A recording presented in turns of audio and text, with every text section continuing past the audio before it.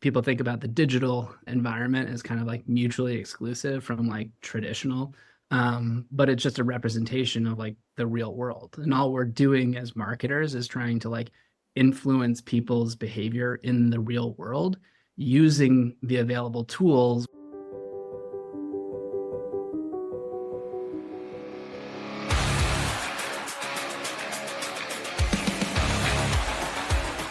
Sharp Strategies, Sweet Success.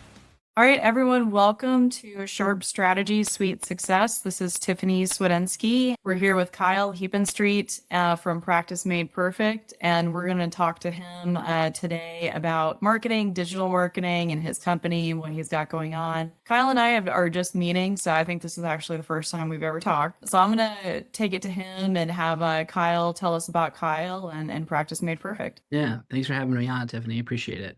So yeah, PMP, short for Practice Made Perfect, has been around since the early 2000s. It was actually started as like a lead referral network for John Morgan. Around 2007, it evolved into an advertising agency for personal injury law firms with sort of the value prop of learn the sort of Morgan & Morgan model for marketing your firm.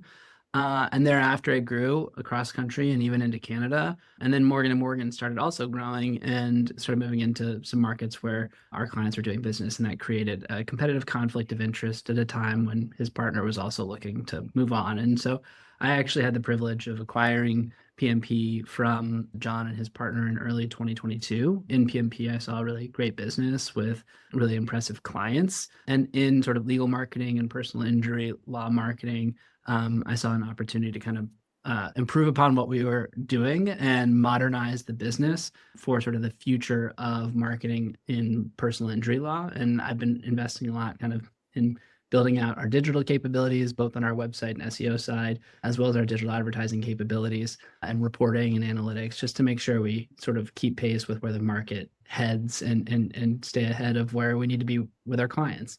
For an overview on the business, PMP provides advertising services for law firms, which can include cross-channel branding and performance media. So we put together annual marketing plans for our clients and then execute everything from the creative services, campaign management, and optimization, reporting, et cetera, all with the intention of driving cases to our clients.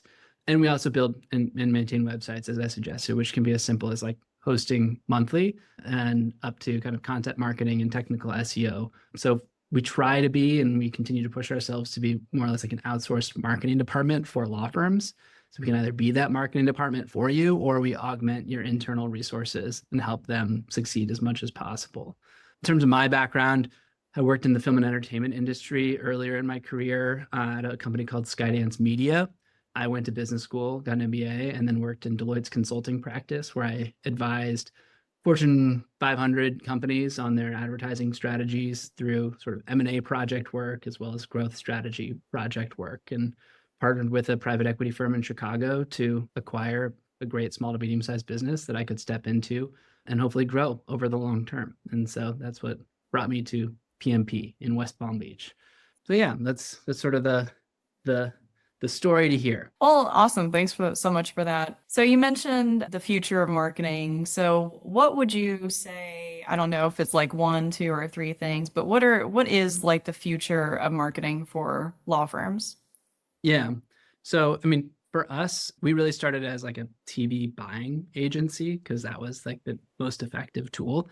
Where we've moved from there is trying to be more of a full service marketing solutions company. So instead of saying like, pay us to place your buy for you in an efficient way, it's like we want to advise like what percentage of your revenue should you be allocating to marketing based on your growth objectives and your overall business objectives.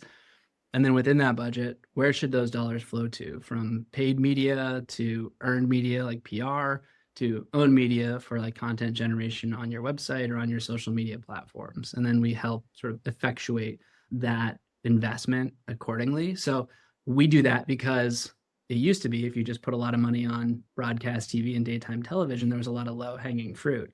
Obviously, as digital platforms have emerged, there's more opportunities and more fragmentation of where those dollars should go. We don't really want to build our business on one sort of capability. We want to build our business on the ability to like apply those investment dollars effectively. And while it's probably vogue to say like the future is like digital, I think about it less in sort of channel terms and more in terms of like overall business strategy. And by that, I mean like you've got a lot of large national and like regional firms that are going into markets and they've got meaningful budgets to market and they're playing a certain game. And what we want to do is help our clients who are still sizable, but not, they're more local firms. How do they compete against those regional players and differentiate from other local players? And a big part of that actually comes down to sort of like local community engagement and brand definition. So as we think about sort of in the next year or two, like where we really focus our service offerings and where we're pushing our clients beyond like allocation on paid advertising is like, how can we help you set up a cadence of doing like legal clinics and like going with branded collateral to fun runs and other sort of like local events and help you sort of prepare against these like changing market dynamics. Now, to talk about kind of like the slick trends of digital, I think that what you're saying is like we've got greater ability to sort of like take the digital exhaust from a campaign, whether it's like paid search or Facebook, what's converting into a case, how do we identify the campaigns that are not just converting to leads but cases, and how do we feed that information back to the front end strategy. So you're seeing more kind of like robotic process automation technology for campaign management on digital platforms and more enhanced sort of like attribution. So you can actually see how people navigate your website and turn into a lead and potentially a client. And so a lot of it is around kind of like that advanced analytics that informs an upfront strategy on your digital platforms. And then staying ahead of any emerging platforms, whether that's like ChatGPT or Perplexity or DeepSeek, like changing search behaviors from Google, which was the monolith and still is, to other ways that people might navigate to find a law firm. So reading that back, I guess, is probably like three buckets. It's like, in-person human interaction style guerrilla marketing to differentiate yourself, like advanced analytics on digital platforms to inform your marketing, and then, staying abreast of emerging AI-driven platforms that change the way people search for and navigate online to find business services. So community marketing has been making a lot of lists, and it made my list in my newsletter here recently too, because in some of the firms that I've worked with where we've done kind of simple things like sponsoring neighborhood barbecues or giving away backpacks with school supplies, just recently finished up giving out like Uber codes for New Year's Eve, like $20 voucher codes. And none of these things had like an impact, I guess, on the ROI immediately. But then you see like the numbers downstream and increased referrals and increased brand recognition. And then what I try to help people get their head around is like, it's not like digital and community marketing. These things aren't separate because you use digital marketing to promote your community marketing. So it's all interlinking. And, doing the community marketing is like the content that you make. And then digital platforms are the way you distribute that message. That makes sense. That align with what you see. Yeah, totally. I would say just two thoughts. One, to that point, it's like there's using digital to sort of like highlight the event that you're about to do so that people go there. And then when you're at the event, you want to take, pictures and videos to put on your organic social platforms to sort of like create that robust and authentic view of who the firm is. You also like get sponsorships that have implications for backlinking on SEO. There's also, depending on the circumstances, opportunities for review generation. Like there's no rule that every review needs to be written by a client of the firm. Any review on Google for any business is about somebody who had a positive or negative experience with that business. And so if you have a mechanism to get positive Google, hopefully positive Google reviews, that also helps your Google business profile, which has implications on LSA and SEO. So I say like people think about the digital environment as kind of like mutually exclusive from like traditional, but it's just a representation of like the real world. And all we're doing as marketers is trying to like influence people's behavior in the real world using the available tools, whether they come to us in like bits and bytes or, over the airwaves or on a billboard or whatever the case may be.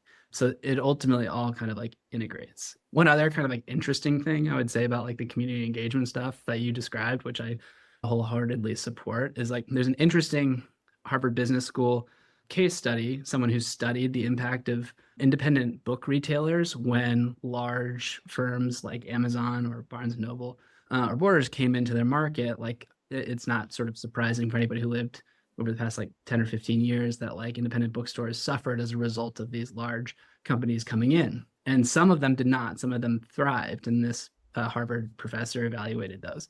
And there were a couple different tactics, some specific to like book publishing, but one big one was building a sense of community and tied to their local community with events and things of that nature that helped them sort of like sustain and thrive. So we think about environment in law and legal marketing. I do see those parallels where it's like you've got a large firm coming in. How do you differentiate? And a big part of how you differentiate is engaging with the community. And I'm glad you pointed out it's not about like lead generation so much as it is feeding kind of like other marketing channels and also developing that referral relationship. A few years ago, it felt like marketing was just all about funnels, like building the landing page and the email follow-up.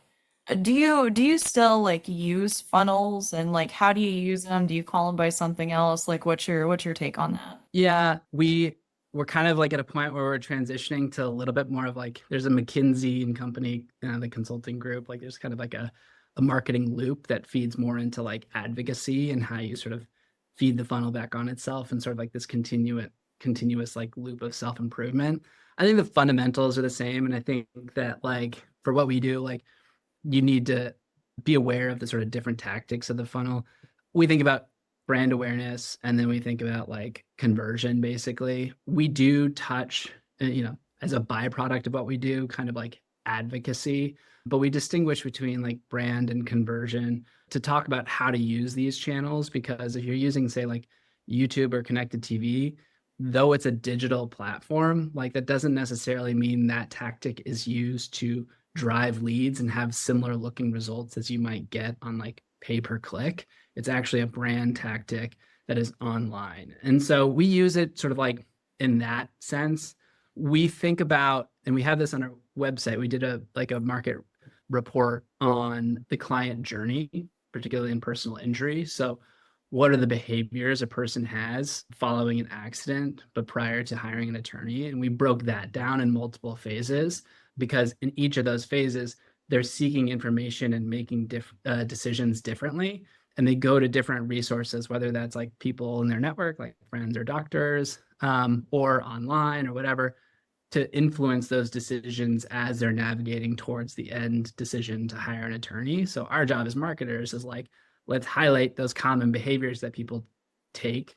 And if there's nodes kind of in that journey where they have a higher propensity to sort of like make a decision towards hiring an attorney and hiring our attorney, we want to invest our time and energy to influence those behaviors in that timeline. And so it's not like a proprietary funnel that we use, and it kind of maps with like the traditional sort of like brand awareness, consideration, conversion, advocacy type of funnel, but it is slightly more customized and focused on like the path of a personal injury claimant seeking legal representation. Yeah. There are ultimately like two parts to this, it sounds like. There's the like high intent, I'm about to hire an attorney type journey, and that journey is pretty short. But then you have like the journey that's like a little bit like I guess lower intent, although that's not the word for it. But this is like the space where we're doing like a lot of brand building and list nurturing.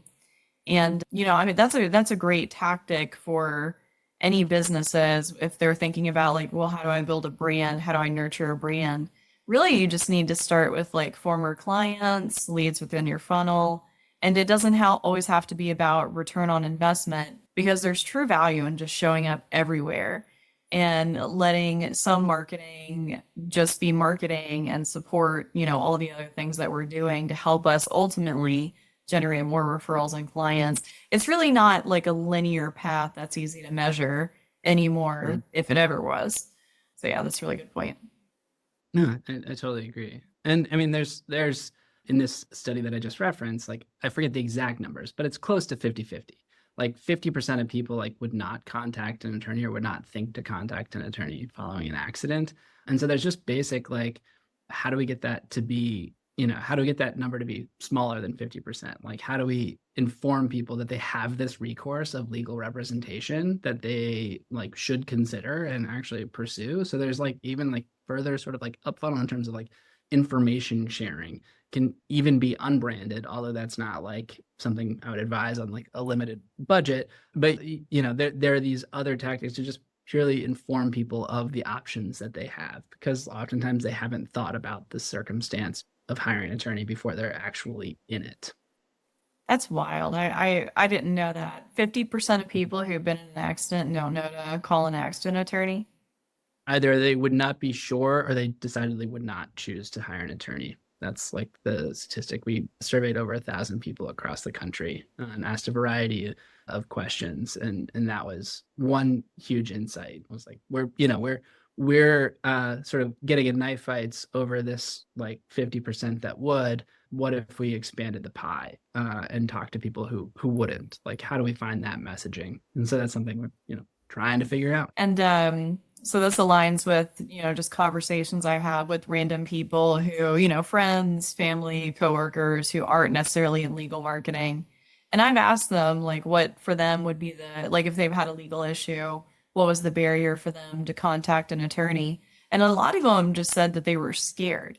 Like they weren't sure and they were scared. And, the idea of calling a law firm is like scary to most people. And so there's a lot to overcome there. Like one, do they know to call? And two, like how do they feel about calling? Like have you made them comfortable with the idea, the process, and made it like low risk, high reward? And so I mean that's wild. I wouldn't have guessed it would have been 50%. Yeah. Yeah. It's and this feeds into like creative strategy and how we would like to kind of advise our clients who are willing moving forward. It's like there is this sort of trope of like a guy in a suit who's tough and I'm going to be like the fighter for you, which has an effective narrative for a certain audience, but it isn't as sort of like accessible for a lot of people and it is intimidating for a lot of people. And I think that there's a sort of softer version of a brand and also communicating like what the person can expect from the process. It's not just like the person that they're scared of, like, routinely people don't know how much it costs and that it's like contingency fee for personal injury at least.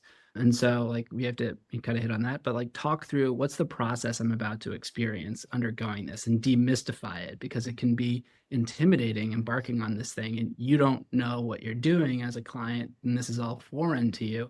How do you sort of like bring the reality of the experience they'll have as a client to you to the front end so they're more comfortable taking that initial leap to contact? And I think that's an important thing. And we're certainly pushing our clients to do a bit more. Yeah. Actually, my team is recently writing an article about like what happens in the free consultation process, because doing some keyword research, we found that people had a lot of questions like, what is a free consultation? What happens? What do I need? Are there hidden fees? And, all these questions that I don't know why, but, in my career in legal marketing, I never thought anyone was asking. And so now we're writing content to try to answer those questions. So there's a lot of uncertainty when somebody is searching for an attorney. They don't know what they need. A lot of times they don't know what they're looking for. And so, bringing that clarity to them through content of all kinds, it's really important. I had a question. I'm going to go ahead and ask it before I forget about it. But what are your favorite like tools that you're using to market for law firms right now, on the law firm side, or just like through your agency, I guess? Like software tools? Software tools, or I was thinking like Lead Docket. I'm working with Lead Docket a lot. That's one of my favorite tools. Yeah, we actually, so we don't, I mean, we input into our clients like case management systems. We get monthly extracts to match cases back to our campaigns so we can get closer to a true cost per case analysis and make sure that we're efficiently managing campaigns. But aside from integrations that we put in place on our websites and contact forms, we don't touch them. So like We don't particularly care. We're agnostic in terms of case management software. Smart Advocate and Filevine are ones that kind of like come to the top in terms of positive feedback. I hear a lot of like not positive feedback about case management systems. In terms of like marketing tools, like we leverage CallRail, we leverage for marketing analytics. We leverage TapClicks as our dashboard for agencies so that visualizes all of our campaigns, and we have it set up so even like the traditional media, which doesn't have sort of like native like reporting capabilities, our clients who have like the full suite of services with us can see like what was the sort of reach and frequency and day parts and stuff like that for TV and like, their billboard impressions and stuff like that, down to, cost per lead on paid search and, SEO ranking and stuff like that. So we try to have like one view because, and again, kind of like following that funnel approach of like, these are the metrics we care about up here, which are different than the metrics that we care about down here, and try to tell that sort of like story. And we like TapClicks. We're exploring a new kind of like AI, well, robotic process automation tool for our digital media buying.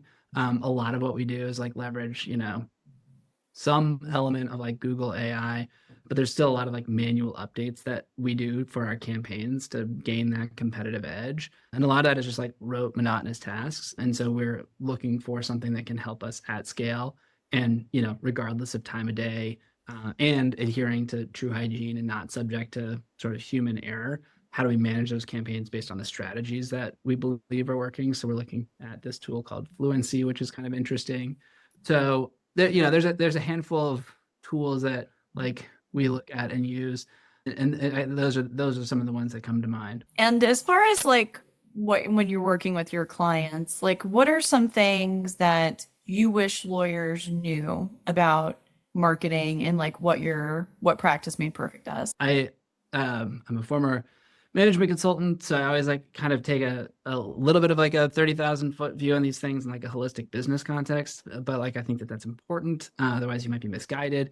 I think it's like, what do you want out of your law firm now and 5 to 10 years from now? Do you want to be a market leader? Do you want a good lifestyle business?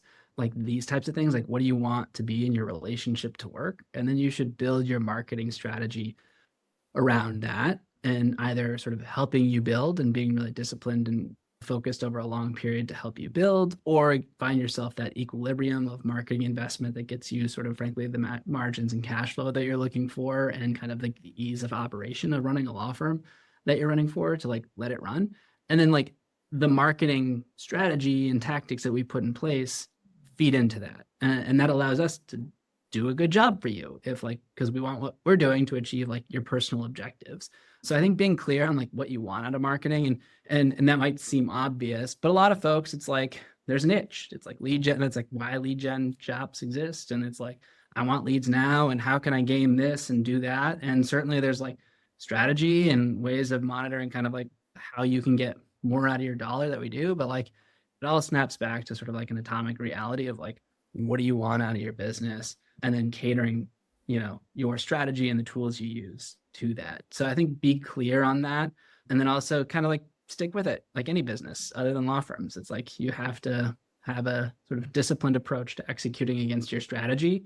Doesn't mean you have to be blind to like changes in reality, but have that kind of like long-term view before you jump into it. Otherwise, I fear that law firms have and would kind of get burned and spend good money in bad ways and be disappointed with the outcomes. And I think what's important is that they commit enough, because like you don't just want to send like one postcard, you don't just want to send one e-newsletter and measure the results. And if the results are zero, stop doing it. That's what I see a lot of business owners do. And it's like, no, you have to keep at it. There's a cumulative score that is kept. Your email newsletter will get better over time. Your postcard will get results down the road. Your digital ad campaign. A lot of times these campaigns don't even, if most digital ads go into a learning phase, and the results don't even mature for 3 months, 6 months sometimes. So you really do like commit and like actually commit, because it's so hard to do. Yeah, I couldn't agree more. So What's your plan now? Like, what are you working on that's getting you excited, or what are you promoting? Just tell me a little bit about what you got going on right now. Yeah, a couple things. I mean, like from a marketing standpoint, we are really focused on thought leadership. Before you and I hopped on, we were talking about like conferences. Like we're doing like research projects and developing like white papers on topics that we think are actually compelling. They touch marketing, of course, but they're really about things that we find our clients like dealing with as law firm owners. And so this first one's about the nature of competition because it's a business concept that like everyone has an instinctual relationship to, but like that those instincts aren't always useful. And so we've done a lot of work to kind of like take academic principles of how to think about competition and apply them to the legal space. Another is like succession planning. We see a lot of the generational shift, particularly like baby boomers, like a large generation transitioning to retirement, and either family members taking over leadership of the law firm or finding out who sort of the next generation of managing partners or leaders is. That's a complex thing in any business, and particularly in law firms, which oftentimes are family businesses, also has marketing implications. So excited about a lot of this research that it's not just me, it's like our whole team is doing. We've got a couple of different pieces coming down the pike to just like help us understand the world in which we navigate a little bit better. So I'm excited about that. You and I talked a little bit about the community engagement stuff. Like we're rolling that out at scale. Like we've talked a lot about in the past, but how do we productize like a service offering that we can effectively execute that's actually useful to a law firm? So that's going to be coming in the next quarter or two. So super excited about that, as well as like organic content generation, which is another one that agencies have traditionally, I think, had an operational challenge effectuating like outside of their local geography. But I think we've got a really good plan there that is going to help our clients. Outside of that, like long term, I'm actively looking to add intake as a service into our suite of services and either building or potentially acquiring a legal intake company that we could, integrate into our core platform at PMP. We view our kind of like long term view as helping law firms get more clients and help more people and grow their firms. And we kind of view like our managed service offering, the world in which we, have a right to play, is like from case origination to handing over to pre-litigation services. And so we find legal intake is an area that could be really interesting for us to tie into our marketing campaigns, and we could more effectively like offer the outsourced service of marketing and business development for law firms. I find that like there's a lot of like good advice out there, but law firms have a tough time implementing for a variety of reasons. And so instead of like tell a managing partner what to do, I'd rather us as a company like do the doing for them. And so that's what we're building. But those are some things that get me excited about 2025. And intake is so tough for law firms. And I mean, there could be so many possible reasons for that. But yeah, there are so many people out there who just need help because answering the phones, tracking your leads, it's much more than a receptionist position. Mm. And I feel like a lot of law firms need to get out of the mindset of like, oh, I just need somebody to answer the phone and take notes. So that's fantastic. So I didn't have any extra questions for you. Was there anything that you kind of hope to go over in the podcast that maybe I could see the question about? No, I thought this was a good conversation. You had some good questions. It's good talking to kind of like-minded and plugged in people like in our space. And yeah, I've enjoyed it. So nothing more on my end. All right. Well, I had to ask. Well, thank you so much for being with us. Where do you want people to find you at? Yeah, they can email me directly. I'm always open to having conversations. My email address is kyle@pmpmg.com. So that's like PMP Marketing Group. Or you can go to our website to learn more, which is pmpmg.com. Awesome. Well, thanks again so much, and we'll look forward to talking to you again soon. All right. Awesome. Thanks, Tiffany.